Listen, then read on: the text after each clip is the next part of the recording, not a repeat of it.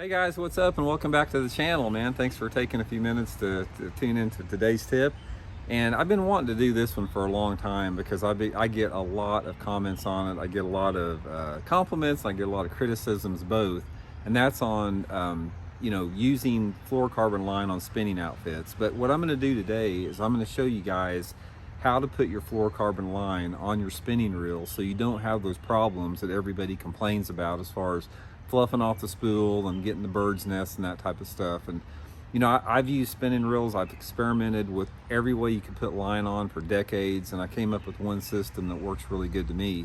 So I'm going to show you guys a little bit about that. But first of all, like I said, I don't use braid to fluorocarbon like everybody else does. I don't think it's a good system. I think it's overrated. I think it's overhyped.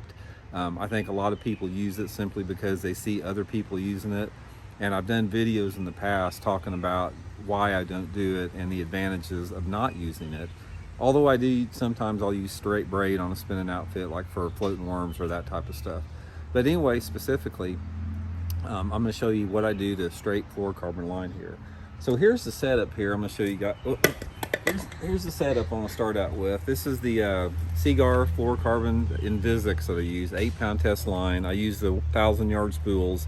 Another thing about it, guys, you'll find out if you go to the 1,000-yard spools, the bigger loop on there, you don't have near the problems than if you use the little bitty spools. If you use like the 200-yard spools, they tend to be a little bit more difficult to control on a spinning outfit. So if you can, try to get the bigger spools. And then I've got it coupled up. I've got my spinning outfit, Lew's TLC 3000 spinning outfit. And as you can see, you can sort of see looking close on the gap here. I've got about 1/4 of an inch between the old line here and where I'm going to spool up at. Now, the distance that you have on there as far as when you put line on depends on the pound test. Obviously, the thicker the line, the more gap you want to use. But most of the time, that's about what I use, and that'll hold about 100 yards of 8-pound test line. So here's a couple different things you can do here. There's a couple different ways that work that is not as good as what I'm going to show you, but as far as putting line on, a lot of times if you can basically get somebody to hold it like this and you can spool straight off it and it goes on pretty good. Other times you want to put it straight up and you can just reel from the top and make sure the line comes off the spool the same way it goes on your spinning reel. But this is the way I'm going to show you here. What you want to do is get you just a tub of water like this, just something big enough for your spool to hold, like that. I usually fill it about half full. Put your line in the water like that. And then what I do then is I put the line in my right hand here, put quite a bit of tension on it, and I just start slowly reeling it on there like that. And a lot of people say, well, it's not coming off the spool the same way, but this is the whole purpose of the water here, guys. The water actually is going to eliminate a lot of the friction. It's going to take out a lot of the memory off the line, and I'm putting a lot of tension on it as I go through there. And this is the big key. One of the big problems anglers have when they put line on spinning tackle is they don't put enough tension on the reel. So as you can see here, I've got a considerable amount of tension on there. Sometimes you got to flip it around. I've got a considerable amount of tension on this line here. And it just sort of goes around crazy everywhere. Don't worry about that as far as it going around different sides, because as long as that line is being lubricated and it's wet like that, I'm taking out all that tension and all that memory that causes me problems with that. So I'll continue putting on there.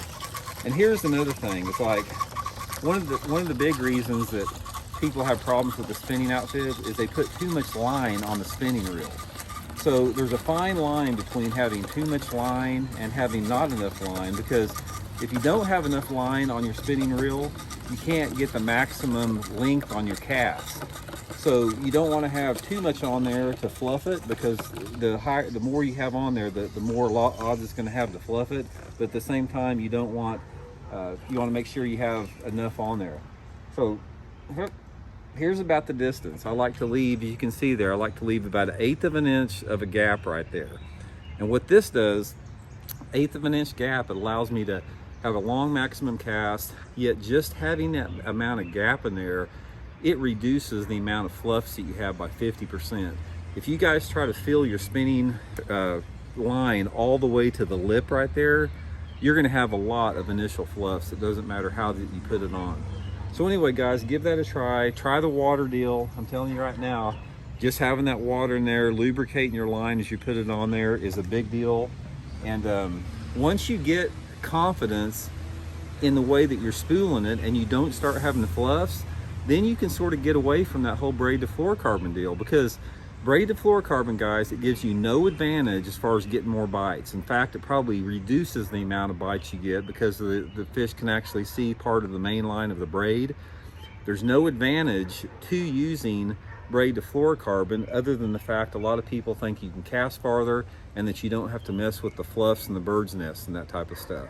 But like I said, I've used straight fluorocarbon forever. I've experimented with braid to fluorocarbon extensively. I've spent just not hundreds, but I've spent days and days experimenting with braid to fluorocarbon versus straight fluorocarbon, and the straight fluorocarbon to me is the way to go. So anyway, give that tip a try. I think it'll really help you out. It'll be a lot less frustrating to get those fluffs and bird's nests, and let me know how it works for you. So thanks for tuning in. We'll see y'all later.